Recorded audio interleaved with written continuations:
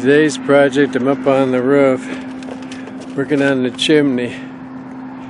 This guy, Jack Hash, I guess did this chimney. I guess he did a good job on it, except when he came to the top, I think he ran out of these tiles.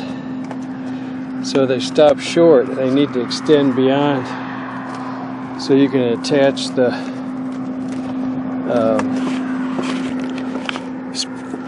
little roof and spark arrestor to the top of the chimney. We got the tiles right there,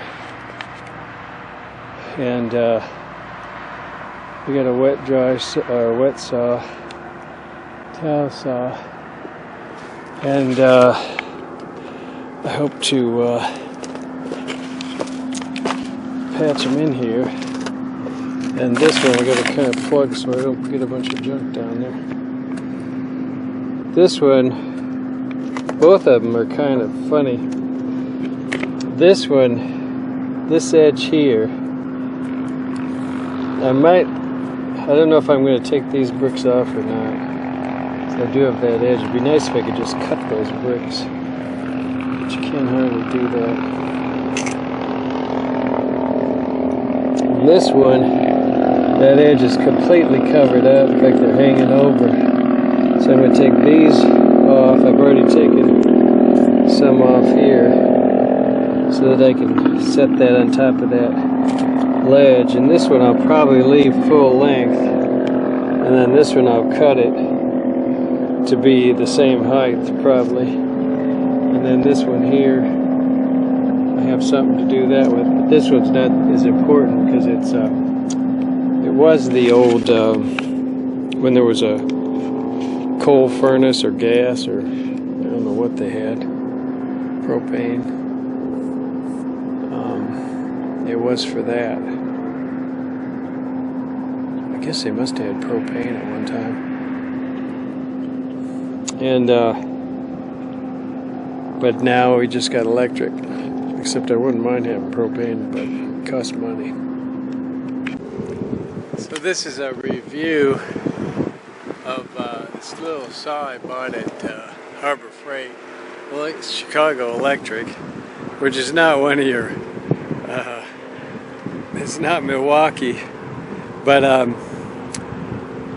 it only cost them $42. So I'm gonna, and it works. It doesn't sound real wonderful, but I'm gonna cut this masonry here, and you know I'd like to cut all the way down to this tile, but there basically is no saw to cut that deep, especially if it's circular. It's going to cut a circle like here, so you still have that. So I'm just going to cut this top masonry part, and we'll see how it does. Now I'm going to wear a dust mask and earplugs, so I'm going to set the camera down. So it's doing just fine. I'm going to show you real quick. One thing I forgot to mention too, the blade is separate. The blade costed more. Diamond blade, of course.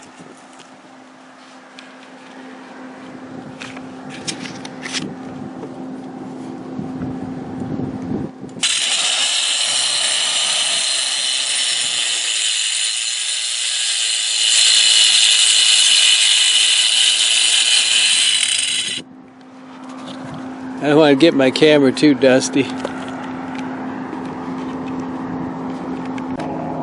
So it worked fine. And I may use it to cut the tiles too. I'm kind of cheating a little bit because this tile, see, I can't sit it on the edge there without taking out these bricks. And I just don't want to take out those bricks. It was so much work taking out those bricks. So I'm going to cut the tile so it's going to sit up here, and then it'll sit on here. And this will be the type, this will be the inside. It'll be alright. I'll probably have to line it with stainless steel eventually anyway. The sun's setting, but I think I'm going to be able to finish this job. I cut my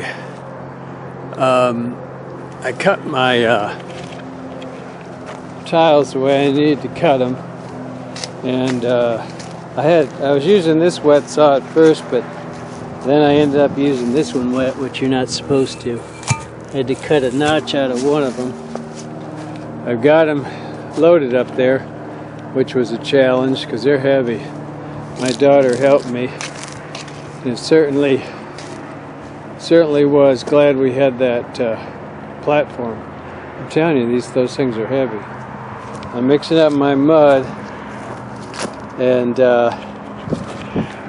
only thing I'm thinking now, I wish I had a before picture when that chimney was just cut off. But now I got that thing sitting up there, and I'm not going to move it. I got to finish this job. And the cows are over there eating, which it's funny how they cover his whole. He's got a big field, and they come back here periodically, and it's like a system to keep the grass mowed. Without, you don't have to like make a plan and schedule stuff. They just do it. For today's video, I'm going to use, oh rats, I need a battery.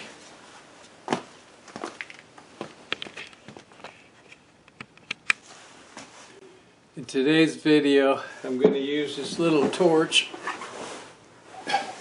to bend this stainless chimney cap, because it's too close. The other chimney sits so close to it. I've already bent it some, but I need to bend it a little more because it's hitting the other chimney.